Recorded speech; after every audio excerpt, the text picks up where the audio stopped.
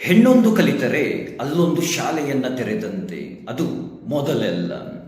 ಹೀಗೆಲ್ಲ ಹೆಣ್ಣೊಂದನ್ನು ಮತಾಂತರ ಮಾಡಿದರೆ ಅಲ್ಲೊಂದು ಹೆರಿಗೆ ಆಸ್ಪತ್ರೆಯನ್ನು ತೆರೆದಂತೆ.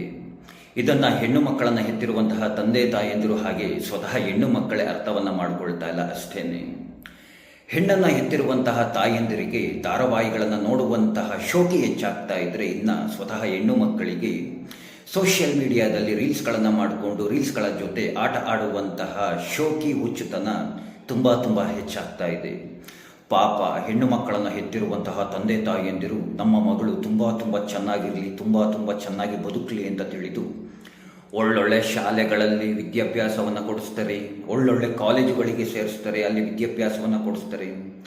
ವಿದ್ಯಾಭ್ಯಾಸವನ್ನು ಪಡೆದುಕೊಂಡಂತಹ ವಿದ್ಯಾವಂತೆಯರಾಗಿರುವಂತಹ ಹೆಣ್ಣು ಮಕ್ಕಳು ಒಳ್ಳೊಳ್ಳೆ ಕಂಪನಿಗಳಲ್ಲಿ ಕೆಲಸಕ್ಕೆ ಸೇರಿಕೊಳ್ತಾರೆ. ಕೆಲಸಕ್ಕೆ ಸೇರಿಕೊಂಡ ನಂತರ ಇಂತಹ ಮತಾಂತರದ ಮೋಸದ ಬಲೆಗೆ ಸಿಕ್ಕಿ ನರಳಿ ಮಾನಸಿಕವಾಗಿ ಕುಗ್ಗಿ ನೊಂದು ಬೆಂದು ಕೊನೆಗೆ ತಮ್ಮ ಬದುಕನ್ನು, ತಮ್ಮ ಬಾಳನ್ನು ತಮ್ಮ ಕೈಯಿಂದಲೇ ತಾವೇನೆ ಸರ್ವನಾಶ ಮಾಡ್ಕೊಂಡ್ಬಿಡ್ತಾರೆ. ಇದಕ್ಕೆಲ್ಲ ಮೂಲ ಕಾರಣ ಯಾರು? ಇದಕ್ಕೆಲ್ಲ ಮೂಲ ಕಾರಣ ಈ ಹೆಣ್ಣು ಮಕ್ಕಳನ್ನು ಹೆತ್ತಿರುವಂತಹ ತಂದೆ ತಾಯಂದಿರೇ ಹೊರತು ಮತ್ತೆ ಬೇರೆ ಯಾರೂ ಅಲ್ಲ. ಹೆಣ್ಣು ಮಕ್ಕಳನ್ನು ಹೆತ್ತಿರುವಂತಹ ತಂದೆ ತಾಯಂದಿರೇ ನಿಮ್ಮ ಮಗಳ ಬಾಳನ್ನು ಸರ್ವನಾಶವನ್ನು ಮಾಡೋದಕ್ಕೆ ನೀವೇ ಮೂಲ ಕಾರಣಕರ್ತರಾಗ್ತೀರ. ಹೆಣ್ಣು ಮಕ್ಕಳನ್ನು ಹೆತ್ತಿರುವಂತಹ ತಂದೆ ತಾಯಂದಿರು ಅದೆಷ್ಟು ಮನೆಗಳಲ್ಲಿ, ನಿಮ್ಮನ್ನು ನೀವೇ ಒಮ್ಮೆ ಪ್ರಶ್ನೆಯನ್ನು ಮಾಡಿಕೊಳ್ಳಿ. ನಿಮ್ಮ ಮನೆಗಳಲ್ಲಿ ನಿಮ್ಮ ಹೆಣ್ಣು ಮಕ್ಕಳಿಗೆ ಚಂಡಿ, ಚಾಮುಂಡಿ, ರಣಕಾಳಿ, ದುರ್ಗೆಯರ ಕಥೆಗಳ ಬಗ್ಗೆ ತಿಳಿಸ್ಕೊಟ್ಟಿದ್ದೀರಾ? ಎಷ್ಟು ಜನ ತಾಯಂದಿರು ತಿಳಿಸ್ಕೊಟ್ಟಿದ್ದೀರಾ ನಿಮ್ಮ ಮನೆಯ ಹೆಣ್ಣು ಮಕ್ಕಳಿಗೆ? ರಾಮಾಯಣ, ಮಹಾಭಾರತ, ಭಗವದ್ಗೀತೆಯಲ್ಲಿ ಬರುವಂತಹ ವಿಚಾರಗಳ ಬಗ್ಗೆ ತಿಳಿಸ್ಕೊಟ್ಟಿದ್ದೀರಾ? ಖಂಡಿತ ತಿಳಿಸ್ಕೊಟ್ಟಿರೋದಿಲ್ಲ. ಆತ್ಮರಕ್ಷಣೆ, ಆತ್ಮಗೌರವ, ಇಂತಹ ವಿಚಾರಗಳ ಬಗ್ಗೆ ಕಲಿಸ್ಕೊಟ್ಟಿದ್ದೀರಾ? ಖಂಡಿತವಾಗಿ ಕಲಿಸ್ಕೊಟ್ಟಿರೋದಿಲ್ಲ. ನಿಮ್ಮ ಮನೆಯಲ್ಲಿರುವಂತಹ ಹೆಣ್ಣು ಮಕ್ಕಳಿಗೆ ಅಂತಾರಾಷ್ಟ್ರೀಯ ಮಟ್ಟದಲ್ಲಿ, ರಾಷ್ಟ್ರೀಯ ಮಟ್ಟದಲ್ಲಿ ಸನಾತನ ಹಿಂದೂ ಧರ್ಮದ ಮೇಲೆ ಯಾವ ರೀತಿಯಾಗಿ ದಾಳಿಗಳು ನಡೀತಾ ಇದೆ, ಯಾವ ರೀತಿಯಾಗಿ ಷಡ್ಯಂತ್ರಗಳನ್ನು ಮಾಡ್ತಾ ಇದ್ದಾರೆ, ಹಿಂದೂ ಹೆಣ್ಣು ಮಕ್ಕಳನ್ನೇ ಟಾರ್ಗೆಟ್ ಮಾಡಿ ಯಾವ ರೀತಿಯಾಗೆಲ್ಲ ಮತಾಂತರಗಳನ್ನು ಮಾಡ್ತಾ ಇದ್ದಾರೆ. ಇಂತಹ ವಿಚಾರಗಳ ಬಗ್ಗೆ, ವಿಷಯಗಳ ಬಗ್ಗೆ ನಿಮ್ಮ ಮನೆಯಲ್ಲಿರುವಂತಹ ಹೆಣ್ಣು ಮಕ್ಕಳಿಗೆ ಜಾಗೃತಿ ಮೂಡಿಸುವಂತಹ ಕೆಲಸಗಳನ್ನು ಮಾಡ್ತಾ ಇದ್ದೀರಾ? ಖಂಡಿತವಾಗಿಯೂ ಹೆಣ್ಣು ಮಕ್ಕಳನ್ನು ಎತ್ತಿರುವಂತಹ ತಂದೆ ತಾಯಂದಿರು ಯಾರೂ ಈ ರೀತಿಯಾಗಿ ಕೆಲಸಗಳನ್ನು ಮಾಡ್ತಾ ಇರೋದಿಲ್ಲ. ಹೀಗಾಗಿಯೇ ನಿಮ್ಮ ಮನೆಯಲ್ಲಿರುವಂತಹ ನಿಮ್ಮ ಮುದ್ದಾದ ತುಂಬ ಪ್ರೀತಿಯಿಂದ ಸಾಕಿ ಸಲಗಿರುವಂತಹ ಹೆಣ್ಣು ಮಕ್ಕಳು ಇಂತಹ ಮತಾಂತರಿಗಳ ಜಾಲದಲ್ಲಿ ಸಿಕ್ಕಾಕಿಕೊಂಡು ತಮ್ಮ ಬದುಕನ್ನೇ ಸರ್ವನಾಶವನ್ನು ಮಾಡಿಕೊಳ್ತಾ ಇದ್ದಾರೆ. ನೋಡಿ, ಒಂದು ಮಾತನ್ನು ಹೇಳ್ತೀನಿ. ಒಂದು ಪುಟ್ಟದಾದ ಗಿಡ ತುಂಬ ಚೆನ್ನಾಗಿ ಬೆಳೆದು ದೊಡ್ಡದಾಗಿ ಮರವಾಗಿ ಹೆಮ್ಮರವಾಗಬೇಕು ಅಂದರೆ ಅದಕ್ಕೆ ಬೇಕಾಗಿರುವಂತಹದ್ದು ತಾಯಿ ಬೇರು. ತಾಯಿ ಬೇರಿಲ್ಲ ಅಂದರೆ ಕೇವಲ ತಂತು ಬೇರೆಗಳಿಂದ ಆ ಮರ ಹೆಮ್ಮರವಾಗಿ ಬೆಳೆಯೋದಕ್ಕೆ ಸಾಧ್ಯವಾಗುವುದಿಲ್ಲ. ಆ ತಾಯಿ ಬೇರನ್ನೇ ಕತ್ತರಿಸ್ಬಿಟ್ರೆ ಆ ಗಿಡ ಬೆಳೆಯೋದಕ್ಕೆ ಸಾಧ್ಯವೇ ಆಗೋದಿಲ್ಲ. ಅದೇ ರೀತಿಯಾಗಿಯೇ ಒಂದು ಮನೆಯನ್ನು ಸರ್ವನಾಶ ಮಾಡಬೇಕು ಅಂದರೆ ಆ ಮನೆಯಲ್ಲಿರುವಂತಹ ಒಂದು ಹೆಣ್ಣಿನ ಬಾಳನ್ನು ಸರ್ವನಾಶ ಮಾಡಬೇಕು. ಒಂದು ಮನೆಯಲ್ಲಿರುವಂತಹ ಒಂದು ಹೆಣ್ಣು ಮಗುವಿನ ಬಾಳನ್ನು ಸರ್ವನಾಶ ಮಾಡಿದ್ರೆ ಆ ಮನೆಯೇ ಸರ್ವನಾಶವಾಗ್ಬಿಡುತ್ತೆ. ಇದು ಇಂಟರ್ನ್ಯಾಷನಲ್ ಅಜೆಂಡಾ. ಇಂತಹ ವಿಷಯಗಳನ್ನು ಸರಿಯಾಗಿ ಅರ್ಥವನ್ನು ಮಾಡಿಕೊಳ್ಳಿ. ಮನೆಯಲ್ಲಿರುವಂತಹ ಹೆಣ್ಣು ಮಕ್ಕಳನ್ನು ತುಂಬ ಸೂಕ್ಷ್ಮವಾಗಿ ನೋಡ್ಕೊಳ್ಳಿ. ಹಾಗೆ ರಕ್ಷಣೆಯನ್ನು ಮಾಡಬೇಕಾಗಿರೋಂತಹದ್ದು ಮನೆಯಲ್ಲಿರುವಂತಹ ಗಂಡು ಮಕ್ಕಳ ಕರ್ತವ್ಯ. ಈ ಹೆಣ್ಣು ಮಕ್ಕಳನ್ನೆಲ್ಲ ಇತ್ತೀಚೆಗೆ ನಾವುಗಳೆಲ್ಲ ಗಮನಿಸ್ತಿರೋ ಹಾಗೆ ಹೇಗೆಲ್ಲ ಸೋಷಿಯಲ್ ಮೀಡಿಯಾಗಳಲ್ಲಿ ಟ್ರ್ಯಾಕ್ ಮಾಡ್ತಾ ಇದ್ದಾರೆ ಅಂದರೆ, ಸೋಷಿಯಲ್ ಮೀಡಿಯಾದಲ್ಲಿ ಅವರನ್ನು ಬಲೆಗೆ ಬೀಳಿಸ್ಕೊಳ್ಳುವಂತಹ ತುಂಬ ಸುಲಭವಾಗ್ಬಿಟ್ಟಿದೆ. ನೋಡಿ, ನಿಮಗೆ ಸಿನಿಮಾದಲ್ಲಿ ಅಭಿನಯಿಸೋದಕ್ಕೆ ಆಸಕ್ತಿ ಇದೆಯಾ? ಆಸಕ್ತಿ ಇದ್ದರೆ ಇತ್ತೀಚಿನ ನಿಮ್ಮ ಒಂದೆರಡು ಫೋಟೋಗಳ ಜೊತೆಗೆ ನಿಮ್ಮ ಕೆಲವೊಂದಷ್ಟು ಮಾಹಿತಿಗಳ ಜೊತೆಗೆ ನಮಗೆ ಆ ಮಾಹಿತಿನ ಕಳಿಸ್ಕೊಡಿ ಅಂತ ಹೇಳ್ತಾರೆ. ಹೆಣ್ಣುಮಕ್ಕಳು ಅಯ್ಯೋ ಸಿನಿಮಾದಲ್ಲಿ ನಾಳೆ ದಿನ ಏನು ಬೆಳ್ಳಿ ತೆರೆ ಮೇಲೆ ಮಿಂಚಿಬಿಡ್ಬೋದು ಅಂತ ಆಸೆಯನ್ನೆಲ್ಲ ಇಟ್ಕೊಂಡು, ಕನಸೆಲ್ಲ ಇಟ್ಕೊಂಡು ಇತ್ತೀಚಿನ ಫೋಟೋಗಳೆಲ್ಲ ಕಳಿಸ್ಕೊಟ್ಬಿಡ್ತಾರೆ. ಧಾರಾವಾಹಿಗಳಲ್ಲಿ ಅಭಿನಯಿಸೋದಕ್ಕೆ ನಿಮಗೆ ಇಂಟ್ರೆಸ್ಟ್ ಇದೆಯಾ? ಆಸಕ್ತಿ ಇದೆಯಾ? ಇದಕ್ಕಿಂತ ಹೆಚ್ಚಾಗಿ ತುಂಬ ಬಲೆಗೆ ಬೀಳುವಂತಹದ್ದು ಮಾಡಲಿಂಗ್ ಜಗತ್ತಿನಲ್ಲಿ. ನಿಮಗೆ ಮಾಡಲಿಂಗ್ನಲ್ಲಿ ಆಸಕ್ತಿ ಇದೆಯಾ? ಇತ್ತೀಚಿನ ಕೆಲವೊಂದಷ್ಟು ಫೋಟೋಗಳನ್ನು ಕಳಿಸ್ಕೊಡಿ ಅಂತ ಹೇಳ್ತಾರೆ. ನಂತರ ಫೋಟೋಗಳನ್ನೆಲ್ಲ ಕಳಿಸಿದ ನಂತರ ಒಮ್ಮೆ ಬಂದು ಭೇಟಿಯನ್ನು ಮಾಡಿ ಅಂತ ಅಲ್ಲಿ ಯಾವುದೋ ಒಂದು ಲೊಕೇಶನ್ ಅಡ್ರೆಸ್ ಕೊಡ್ತಾರೆ. ನೀವು ಅಲ್ಲಿಗೆ ಹೋಗ್ತೀರಾ. ಅಲ್ಲಿಗೆ ಹೋದಾದ್ಮೇಲೆ ಹೇಳ್ತಾರೆ, ನೀವು ಈ ರೀತಿಯಾದಂತಹ ಫೋಟೋ ಅಲ್ಲ, ಇನ್ನೂ ಕೆಲವೊಂದಷ್ಟು ರೀತಿಯಾದಂತಹ ಫೋಟೋಗಳನ್ನು ತೆಗೆಸಬೇಕು. ಅಂದರೆ ಅದನ್ನು 2 ಪೀಸ್ ಫೋಟೋಗಳು ಅಂತ ಹೇಳ್ತಾರೆ. ಇನ್ನು ಬೇರೆ ರೀತಿಯಾಗೆಲ್ಲ ಇದೆ, ಬಿಡಿ, ನನಗೆ ಈಗ ಅದನ್ನೆಲ್ಲ ಹೇಳೋದಕ್ಕಾಗೋದಿಲ್ಲ, ಹಾಗೆ ಸೋಷಿಯಲ್ ಮೀಡಿಯಾದಲ್ಲಿ ಹೇಳೋದಕ್ಕೂ ಆಗೋದಿಲ್ಲ. ಈ ರೀತಿಯಾದಂತಹ ಕೆಲವೊಂದಷ್ಟು ಫೋಟೋಗಳನ್ನೆಲ್ಲ ತೆಗೆಸ್ತಾರೆ. ಹಾಗೆ ತುಂಬ ಆತ್ಮೀಯರಾಗ್ತಾರೆ. ಚಂದದ ಫೋಟೋಗಳನ್ನು ತಗೊಡ್ತಾರೆ, ವಿಡಿಯೋಗಳನ್ನು ಮಾಡಿಕೊಡ್ತಾರೆ. ನಂತರ ನಿಮಗೆ ತುಂಬ ಕ್ಲೋಸ್ ಆಗಿ ಹೊರಗಡೆ ಪಾರ್ಟಿ ಅಲ್ಲಿ ಇಲ್ಲಿ ಕರ್ಕೊಂಡು ಹೋಗ್ತಾರೆ. ಹೊರಗಡೆ ಪಾರ್ಟಿ ಅಲ್ಲಿ ಇಲ್ಲಿ ಕರ್ಕೊಂಡು ಹೋದಾಗ ನೀವು ಕುಡಿಯುವಂತಹ ಪಾನೀಯಗಳಲ್ಲಿ ಹಾಗೆ ತಿನ್ನುವಂತಹ ಊಟಗಳಲ್ಲಿ ಕೆಲವೊಂದು ಪರ್ಟಿಕ್ಯುಲರ್ ಔಷಧಗಳನ್ನು ಮಿಕ್ಸ್ ಮಾಡ್ತಾರೆ. ಆ ಔಷಧಗಳು ಯಾವುದು ಅಂತ ನಾನು ಹೇಳೋದಕ್ಕಾಗೋದಿಲ್ಲ. ಆ ಔಷಧನ ಯಾಕೆ ಮಿಕ್ಸ್ ಮಾಡ್ತಾರೆ ಅಂತಂದರೆ ನಿಮ್ಮ ಮೈಂಡನ್ನು ವೀಕ್ ಮಾಡೋದಕ್ಕಾಗಿ. ನಿಮ್ಮ ಮೈಂಡನ್ನು ಯಾಕೆ ವೀಕ್ ಮಾಡ್ತಾರೆ ಅಂದರೆ ನಿಮ್ಮ ಮನಸ್ಸನ್ನು ಅಂದರೆ ನಿಮ್ಮ ಮೈಂಡನ್ನು ಡೈವರ್ಟ್ ಮಾಡೋದಕ್ಕೆ. ಅವರು ಯಾವಾಗ ಔಷಧಿಗಳನ್ನು ಬೆರೆಸಿ ನೀವು ಕುಡಿದ ನಂತರ ನೀವು ಒಂದು ರೀತಿಯಾದಂತಹ ಮತ್ತಿನಲ್ಲಿ ಇರ್ತೀರ. ಆ ಸಮಯದಲ್ಲಿ ನಿಮಗೆ ಏನೇ ಹೇಳಿದ್ರು ನೀವು ಅದನ್ನು ಕೇಳ್ತೀರಾ, ಅದನ್ನು ಸತ್ಯ ಅಂತ ಒಪ್ಕೊಳ್ತೀರಾ. ನಿಮ್ಮ ಮನಸ್ಸಿನಲ್ಲಿ ಅದು ಗಾಢವಾಗಿ ಉಳ್ಕೊಳ್ಳುತ್ತೆ, ಗಟ್ಟಿಯಾಗಿ ಅದು ಬೆಳೆಯೋದಕ್ಕೆ ಪ್ರಾರಂಭವನ್ನು ಮಾಡುತ್ತೆ.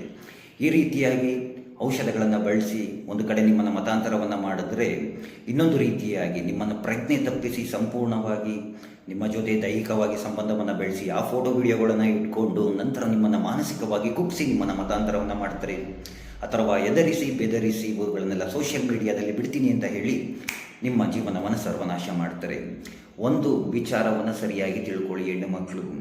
ಒಮ್ಮೆ ಒಂದೇ ಒಂದು ಬಾರಿ ನಿಮ್ಮ ಬಾಳು ನಾಶ ಆಯಿತು ಅಂತಂದರೆ ಯಾವನೂ ಬರೋದಿಲ್ಲ, ನಿಮ್ಮ ಜೊತೆ ಯಾವನೂ ನಿಲ್ಲೋದಿಲ್ಲ. ಇಂತಹ ವಿಚಾರಗಳನ್ನು ಸರಿಯಾಗಿ ತಿಳ್ಕೊಳ್ಳಿ. ನಿಮ್ಮ ತಂದೆ ತಾಯಿಯಂದಿರ ಜೊತೆಗೆ ನಿಮ್ಮ ಬಾಳನ್ನು ಸರ್ವನಾಶ ಮಾಡ್ಕೊಂಡ್ಬಿಡ್ತೀರ. ಪ್ರತಿಯೊಂದು ಹೆಣ್ಣು ಮಕ್ಕಳಲ್ಲಿ ನಾನು ಹೇಳುವಂತಹದ್ದು, ನಿಮಗೇನಾದರೂ ಪ್ರಾರಂಭಿಕ ಹಂತದಲ್ಲಿ ತೊಂದರೆ ಆಯಿತಾ, ಧೈರ್ಯವಾಗಿ ಮುಂದೆ ಬನ್ನಿ. ಧೈರ್ಯವಾಗಿ ಮುಂದೆ ಬಂದು ನಮ್ಗೆ ಈ ರೀತಿಯಾಗಿದೆ ಅಂತಂದ್ಬಿಟ್ಟು ನೇರವಾಗಿ ಹೇಳ್ಕೊಳ್ಳಿ. ನಿಮ್ಮ ಕೈಲಿ ಹೇಳ್ಕೊಳ್ಳೋದಕ್ಕಾಗಲಿಲ್ವಾ? ತುಂಬ ಜಾಗೃತಿ ಮೂಡಿಸುವಂತಹ ಜನರಿದ್ದಾರೆ. ಅಂದರೆ ನಮ್ಮ ಹಿಂದೂ ಜಾಗರಣ ವೇದಿಕೆ ಆಗಿರ್ಬೋದು, ಬಜರಂಗ ದಳದವರಾಗಿರ್ಬೋದು, ಇನ್ನೂ ತುಂಬ ಅನೇಕ ಸಂಘಟನೆಗಳಿದ್ದಾವೆ. ಹೋಗಿ ಧೈರ್ಯವಾಗಿ ಹೇಳ್ಕೊಳ್ಳಿ. ಅವರು ತಮ್ಮ ಕೈಲಾದಂತಹ ಎಲ್ಲ ಸಹಾಯವನ್ನು ಮಾಡ್ತಾರೆ. ಅದಕ್ಕೆ ಆದಂತಹ ತುಂಬ ತಂಡಗಳಿದ್ದಾವೆ. ದಯಮಾಡಿ ಪ್ರಾರಂಭಿಕ ಹಂತದಲ್ಲೇ ಅದನ್ನು ಕತ್ತರಿಸುವಂತಹ ಕೆಲಸವನ್ನು ಮಾಡಿ. ಪ್ರಾರಂಭದಲ್ಲಿ ಏನೂ ಆಗೋದಿಲ್ಲ ಹಾಗೆ ಹೀಗೆ ಅಂತ ತಿಳ್ಕೊಂಡು ನಂತರ ಅದು ಬುಡಕ್ಕೆ ಬಂದಾಗ ಬೇರೆ ರೀತಿಯಾದಂತಹ ಪ್ರಯತ್ನಗಳನ್ನು ಮಾಡೋದಕ್ಕೆ ಹೋಗಬೇಡಿ. ಅಂದರೆ ಸೂಸೈಡ್ ಮಾಡಿಕೊಳ್ಳೋದು ಅಥವಾ ಮನೆ ಬಿಟ್ಟು ಬೇರೆ ಕಡೆ ಹೋಗೋದು, ತಂದೆ ತಾಯಿಯಿಂದಲೇ ಇದು ಮಾಡೋದು, ಆ ರೀತಿಯಾಗೆಲ್ಲ ಮಾಡೋದಕ್ಕೆ ಹೋಗ್ಬೇಡಿ. ಹಾಗೆ ಹೆಣ್ಣು ಮಕ್ಕಳನ್ನು ಎತ್ತಿರುವಂತಹ ತಂದೆ ತಾಯಿಯಂದಿರಿಗೆ ಒಂದು ಮಾತನ್ನು ಹೇಳ್ತೀನಿ. ಯಾವಾಗ ನಿಮ್ಮ ಮನೆಯಲ್ಲಿರುವಂತಹ ಹೆಣ್ಣು ಮಗಳು ನೀವು ದೇವರ ಪೂಜೆಯನ್ನು ಮಾಡುವಾಗ ಅಲ್ಲಿ ಇರೋದಿಲ್ಲ, ಮಂಗಳಾರತಿಯನ್ನು ತೆಗೆದುಕೊಳ್ಳೋದಿಲ್ಲ, ನಿಮ್ಮ ಮನೆಯ ಹೆಣ್ಣು ಮಗಳ ಸೋಷಿಯಲ್ ಮೀಡಿಯಾ ಅಕೌಂಟ್ಗಳಲ್ಲಿ ಪಾರಿವಾಳಗಳು, ಚಿಟ್ಟೆಗಳು ಅಥವಾ ಬ್ಯಾಗ್ನಲ್ಲಿ ಬೊಂಬೆಗಳು, ಚಿಟ್ಟೆಗಳು, ಈ ರೀತಿಯಾದಂತಹ ಥಿಂಗ್ಸ್ಗಳೇನಾದರೂ ಕಂಡ್ರೆ ಅಲ್ಲಿಂದನೇ ಜಾಗೃತಿಯನ್ನು ವಹಿಸಬೇಕಾಗುತ್ತೆ ನೀವುಗಳು. ಇವುಗಳೆಲ್ಲ ಪ್ರಾರಂಭಿಕವಾದಂತಹ ಹಂತಗಳು. ಹಾಗೆ ದಯಮಾಡಿ ಹೆಣ್ಣು ಮಕ್ಕಳನ್ನು ಹೆತ್ತಿರುವಂತಹ ತಂದೆ ತಾಯಂದಿರಲ್ಲಿ ಕೇಳಿಕೊಳ್ಳುವಂತಹದ್ದು, ನಮ್ಮ ಸನಾತನ ಧರ್ಮದ ಬಗ್ಗೆ, ಆಚಾರ ವಿಚಾರಗಳ ಬಗ್ಗೆ, ಸಂಪ್ರದಾಯಗಳ ಬಗ್ಗೆ ದಯಮಾಡಿ ನಿಮ್ಮ ಮನೆಯ ಹೆಣ್ಣು ಮಕ್ಕಳಿಗೆ ತಿಳಿಸ್ಕೊಡಿ. ಜಾಗತಿಕ ಮಟ್ಟದಲ್ಲಿ ಯಾವ ರೀತಿಯಾದಂತಹ ಬದಲಾವಣೆಗಳಾಗ್ತಾ ಇದೆ, ಜಾಗತಿಕವಾಗಿ ಇಂತಹ ವಿಷಯಗಳನ್ನು ತಿಳಿಸ್ಕೊಡಿ. ಧಾರಾವಾಹಿಗಳನ್ನು ನೋಡೋದನ್ನು ಬಿಟ್ಟು ಅಂದರೆ ಸ್ವಲ್ಪ ಕಡಿಮೆಯನ್ನು ಮಾಡಿಕೊಂಡು ರಾಷ್ಟ್ರೀಯ ಅಂತಾರಾಷ್ಟ್ರೀಯ ವಿಚಾರಗಳನ್ನು ತಿಳ್ಕೊಳ್ಳಿ.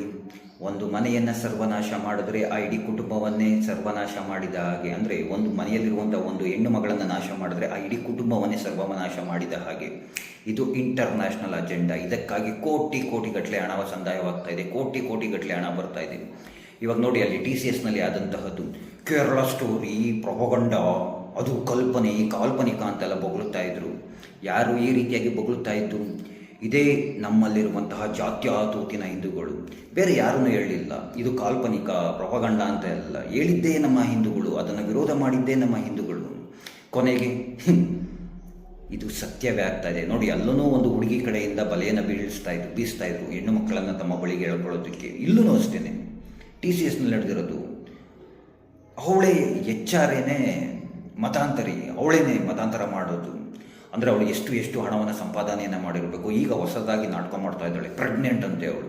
ಯಾವನು ಪ್ರೆಗ್ನೆಂಟ್ ಆಗಿದ್ಲು ಯಾರಿಗೂ ಗೊತ್ತು. ಈಗ ಪ್ರೆಗ್ನೆಂಟ್ ಅಂತೆ, ಕೋರ್ಟ್ಗೆ ಹೋಗಿದ್ದಾಳೆ.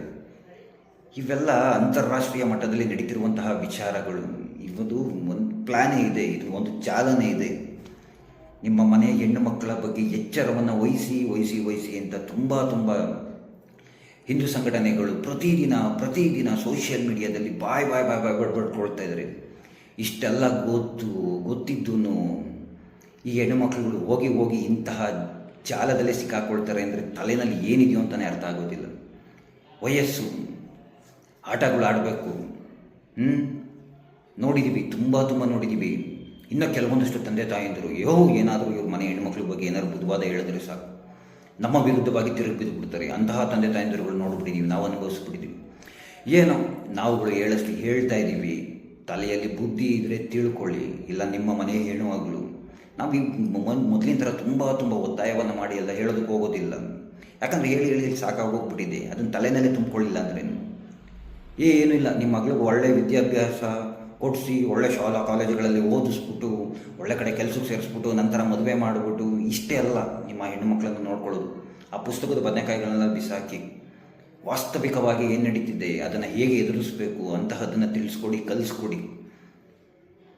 ಇಲ್ಲ ಅಂದರೆ ನಿಮ್ಮ ಮನೆಯ ಹೆಣ್ಣು ಮಗಳು ನಿಮ್ಮ ಇಷ್ಟ ಅಂತ ಹೇಳ್ತಾ, ಕೃಷ್ಣ ನಿಮ್ಮೆಲ್ಲರಿಗೂ ಒಳ್ಳೆಯದನ್ನು ಮಾಡಲಿ. ಎಲ್ರಿಗೂ ಧನ್ಯವಾದಗಳು. ಜೈ ಶ್ರೀ ಕೃಷ್ಣ.